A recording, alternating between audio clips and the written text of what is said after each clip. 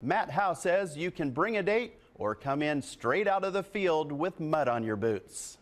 Well, it's the excitement of being where our nation's business is done. I mean, you're footsteps away from pretty important people and get to see and do a lot of neat things. Matt Howe's fiancée Julie was also enjoying life in our nation's capital. I really liked life in DC, the culture, the nightlife.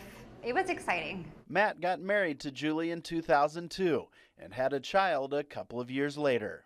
My son was born, I had a few days off, and I worked 35 days in a row, weekends, nights. Matt and Julie needed a better place to raise a family.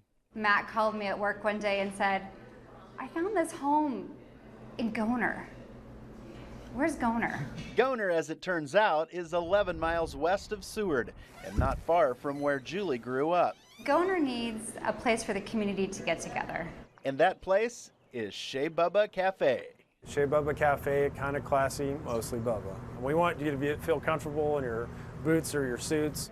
Goner itself is just a tremendous community. We have a lot of wonderful people. And those people love this cozy cafe that opened 4.5 years ago.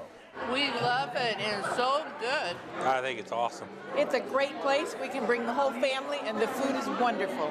Our philosophy here is to be that place that welcomes everyone in. How are you folks doing? After visitors get welcomed into this 110-year-old former service station, they get to dig into some tantalizing menu items. I think it was important to differentiate ourselves and not be the typical small town bar food. Well, barbecues are one of our signature menu items and something that we take great pride in. We want to have that home-cooked kind of feel to all our food. We grind our own hamburger, cut our own steak. We come up with a lot of unique things. A decade later, the Howes are happy that they traded the city life for the good life. I don't regret it in the least. Our kids get to know their cousins, their grandparents. It was definitely an adjustment to move back, but worth it. Good job.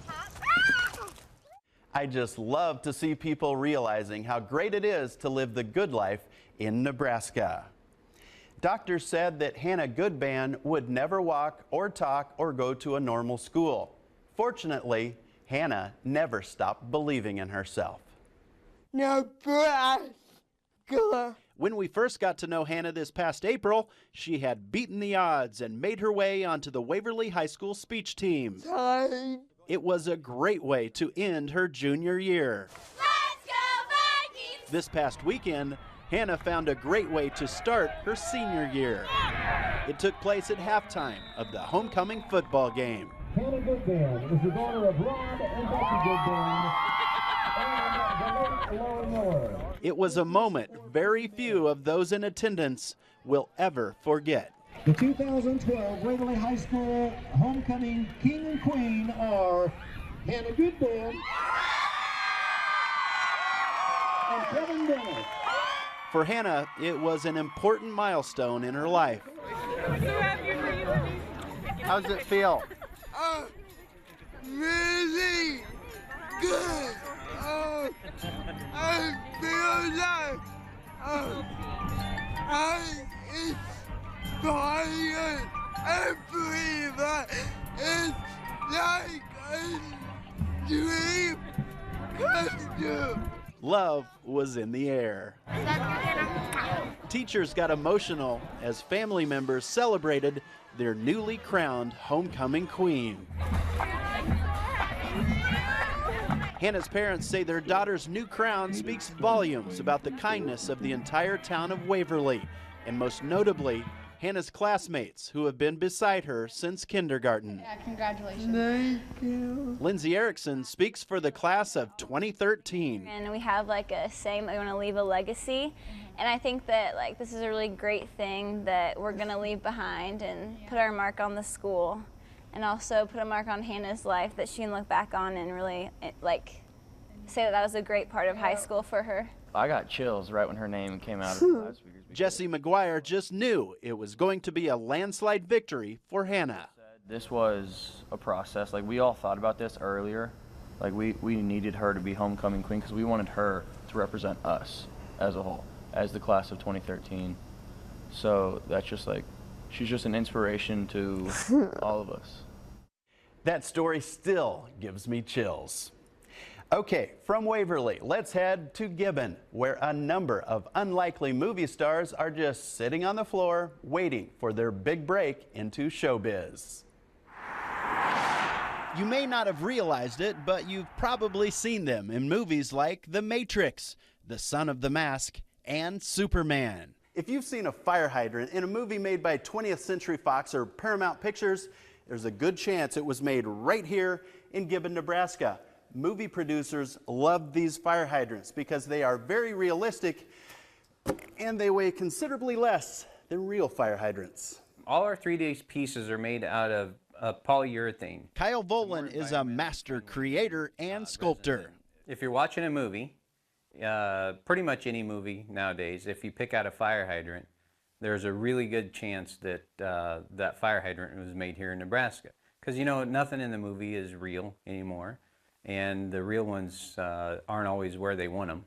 So they buy the fake ones from us, and they use them in a lot of the street scenes. One of the first feature films to use one of Kyle's hydrants was Bruce Almighty with Jim Carrey in 2003. Yeah, we got it, we watched it, went through, and you know, then you finally pick it out. And if you weren't looking for it, you might not even see them. You rewind it a couple times, you look at it and go, okay, it's over.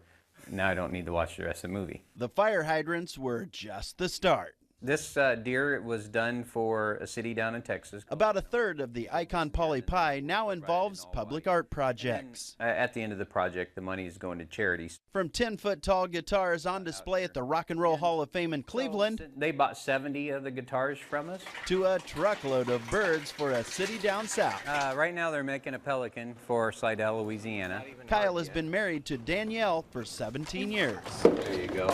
He's always artistic and tinkering around, so I always thought, oh, it just helps pass his time. I never thought it'd get this big. Icon Polly produces more than 1,000 replica fire hydrants every year. It's been exciting. We've been all over the United States. I think there's only 4 states in the U.S. that we have not been to as a family. You got it all good there? Yeah. That story changed the way I view fire hydrants and movies forever. The cost to build the Nebraska State Capitol in the 1920s was about $10 million. The cost for Dick Caves to build his version of the Capitol was about $75 bucks. I enjoy doing it. I probably wouldn't do it if I didn't. Makes it pretty small, you see. Dick Caves is 86 years old. I'm proud of it. I'm not pushing 87, I'm pulling 86. Dick's fascination with matchsticks started when he visited a matchstick museum in Gladbrook, Iowa. On the way home, I said, I think I'll just build a Capitol. So he did.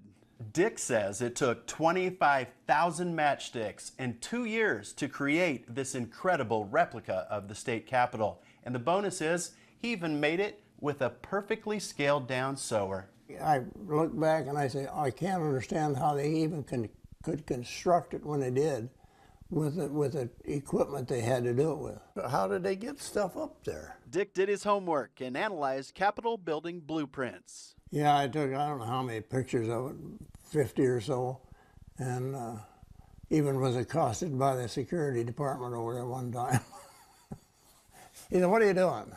And what he was doing was making it exactly to scale. About 1 to 15. 1 inch equals about 15 feet. Dick knows a lot more about the Capitol than he ever bargained for. Well, I found out he got an awful lot of windows. I think there's, what, 1,100 and some windows in there. That's a lot of drapery. Dick spent about 2,000 hours gluing and sanding, gluing and sanding. They just let them dry. He enjoys getting lost in the process. I forget all about what's going on until I get done, then I go upstairs and go to bed. Dick's friends are impressed. Well, they think it's awesome. Dick, on the other hand, isn't as impressed. I don't know that it gives you some satisfaction, but I'm not really elated about it. I can tell Dick enjoys playing down his accomplishment. I could take that down tomorrow and it wouldn't hurt me a bit. Really? I think I put it out in the street and run over it. That doesn't make a good story. Alison Aldridge was just 7 years old when she discovered a tumor in her right ankle. Alison had to have her leg amputated below the knee. but she never let that slow her down. We believe that you guys can win. You guys need to believe that you guys can win. Don't get down on each other. When Alison Aldridge preaches positivity to her Wilbur Claytonia volleyball team, she knows what she's talking about. Play as a team and not individually. Alison had her leg amputated while she was in 2nd grade. When they amputated it, they found a quarter-sized tumor growing in my ankle. So they was lucky that they amputated it. Alison credits her mom and dad for giving her a relentless spirit of determination. Well, my parents were really supportive about everything, and the one thing we decided was to never let me be pitied about my leg, never let it bother me to the fact where I needed to make excuses for it. What makes it easier for people to realize is, like, this is the inside of a leg. It's called a socket, so that's what my leg fits inside. Alison earned a spot on the United States Paralympic sitting volleyball team when she was just 16 years old. It's a tough sport, but it drives me to get better at it each day, and it keeps me wanting to compete all the time.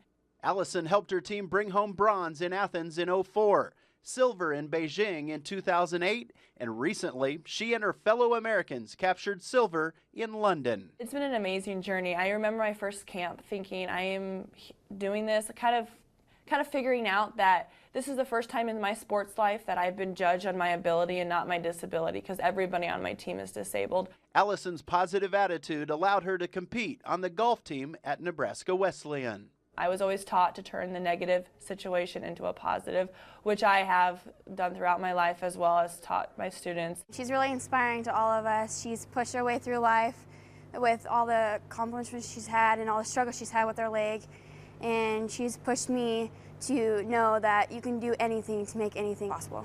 It's an amazing experience. As I'm getting older, I'm really realizing what it is. You people get to represent their country, get to wear USA on their back, and get to show the pride that they have for their country. I've got to do so many things, seen a couple of wonders of the world, and I'm only 24. Not very many people get to do that. Believe on 3. 1, 2, 3, believe!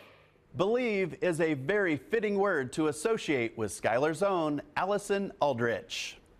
Have you ever been to a Big Red pep rally at Mistys in Havelock the night before a Nebraska football home game? If you have not, I highly recommend that you do so in the very near future. Coming out to Mistys the night before a home game is just a way to kind of encapsulate and experience a Husker weekend all in one. The pageantry, the excitement is in the air. Jason Danner has been a Mistys pep rally regular since the 90s. I try not to miss them because it's an absolute blast. It's a special time. Once inside, you'll find the 3 most important elements to every great Husker pep rally. Great food. Prime rib! They have crazy fans. Go Big Red! And of course, they have the Husker Pep Band. This is the only place you can see this kind of spirit is at Mistys. Steve Swanson's pregame ritual has included Mistys for more than 30 years. We've got 18 people here to show them what Nebraska is about. The tradition is on the walls, it's on the ceiling, it's on the football helmets. Everything that's been here for 30 years is right here in this place. You cannot find it anywhere else but here. Nebraska fans have a reputation of being some of the most welcoming in all of college football. And the manager at Mistys says this is where it all begins. The away team is just as welcome as our Nebraska fans are here. Minnesota! Minnesota! Feeling very welcome. Everybody in here is wearing red that's from Nebraska. It's neat to see that. That's the kind of atmosphere we'd like to get back in Minnesota. Penn State fans several years ago, like around '07, came out and said, you know, we hated you guys before we got here, but the hospitality's been so great in Lincoln, at the airport, here at Mistys, and around town. They kind of leave with a little bit of a flavor of the heartland of the Midwest, and it makes us proud to show off the Husker spirit that we know so well.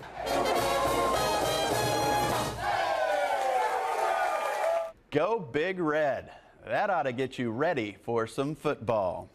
Well, that'll do it for this 25th edition of the Best of Lance's Journal.